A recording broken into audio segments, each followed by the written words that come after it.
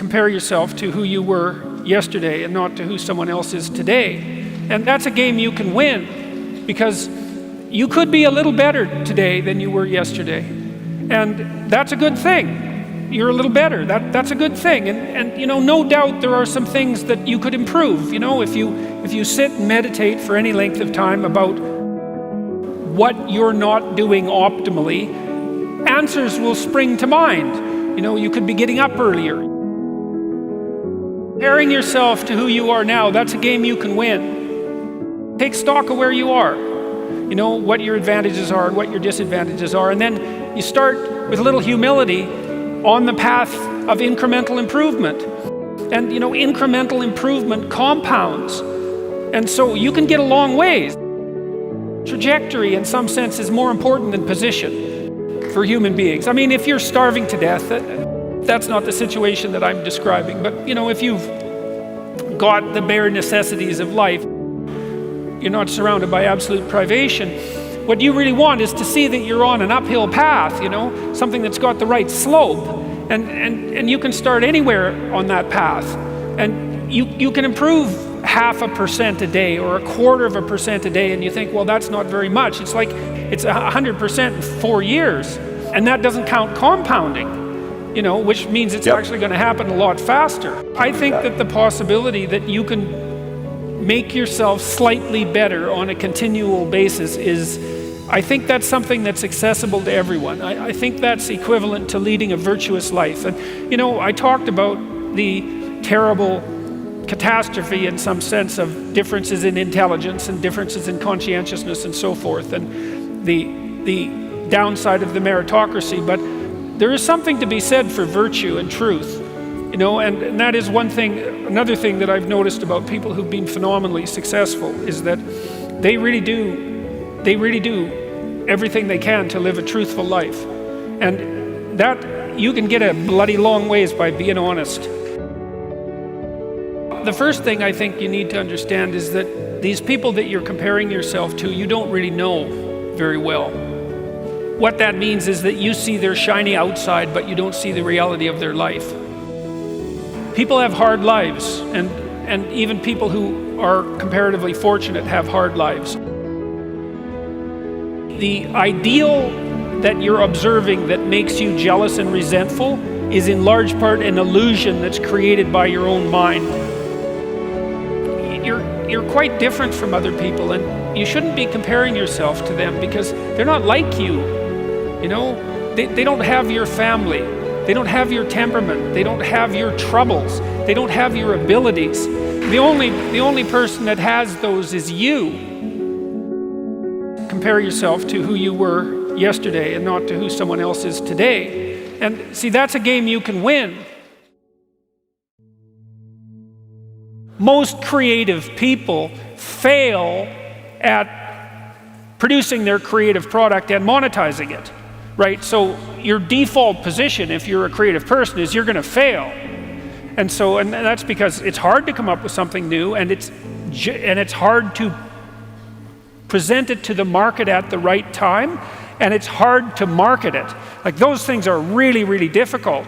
And so what successful entrepreneurs do is they just keep doing it over and over and over and over and over and over and over. And eventually, if they're fortunate, one of their ideas happens to hit the right place at the right time. And so that's also Darwinian in some sense. You're creating all these little enterprises that are sort of alive. They're run by people after all. And even if your idea is good, that doesn't mean it will be successful. There's so many things that have to be taken into account. So this is partly why persistence, and that's part of conscientiousness, is so useful. It's like, what do they say? If at first you fail, then try again. And that would probably mean try something different rather than the same thing. But persistence is helpful because it enables you to run many, many experiments. And you need to know that the baseline is failure. It's important because otherwise you'll blame that on yourself. And some of that's useful because there's probably some things that you could improve about yourself, but it's very difficult to go from 0 to 1. If you're starting out as a salesperson, for example, the hardest sale is the first customer, and then they get easier with each additional customer. Be careful who you share good news with, because you want to share good news with people who are going to be genuinely happy for you, and that's one way that you can identify those people who are truly on your side.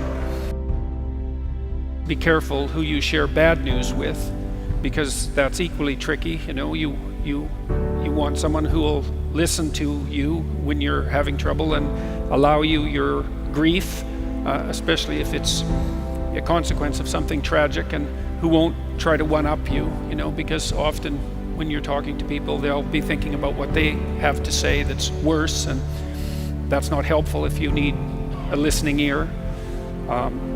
Make one room in your house as beautiful as possible. I talked a lot already about the necessity of cleaning your room, which is, you know, in some sense a foolish piece of advice because it seems so obvious, but it's not obvious at all. And you'll find if you try it, especially if you're in a household that's not very functional, that you'll encounter obstacles that you couldn't imagine existed while you're trying to put your life in order. And you can take your surroundings beyond order and move towards beauty, and that's unbelievably useful.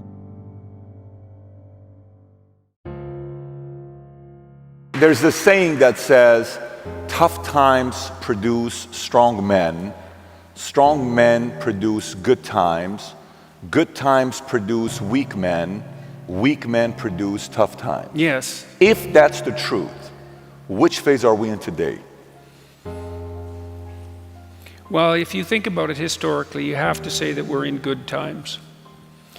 I mean, that doesn't mean everything about the current times are good, and of course life is always tenuous and difficult, but it's 1919. If you go back 100 years ago, imagine what the last 5 years would have been like, right? The entire world was encapsulated in a terrible war. The trench warfare was absolutely brutal, and that was a 5-year period, and then that was followed by the Spanish influenza, which killed 120 million people. And, you know, so I'd rather be here now than there then by a substantial margin. And I think life is never easy, even under relatively positive conditions. But I would say that speaking on a global level, there's never been a better time for the majority of people to be alive. And the future, although we're vulnerable and terrible things can always happen to us, it's hard to make a case that the future doesn't look comparatively positive. We're becoming extremely technologically sophisticated, and the world is changing at an incredibly rapid rate, and the only way we're going to be able to manage that in a positive way is if each of us, or as many of us as possible, are capable of making wise and careful and truthful decisions. And if we do that, then, you know, maybe things can continue to improve. The rate of absolute poverty in the world has fell by 50% between the year 2000 and the year 2012. You know, that's the fastest rate of economic improvement in the history of the world. And there's plenty of reason to be optimistic if you're inclined in that direction.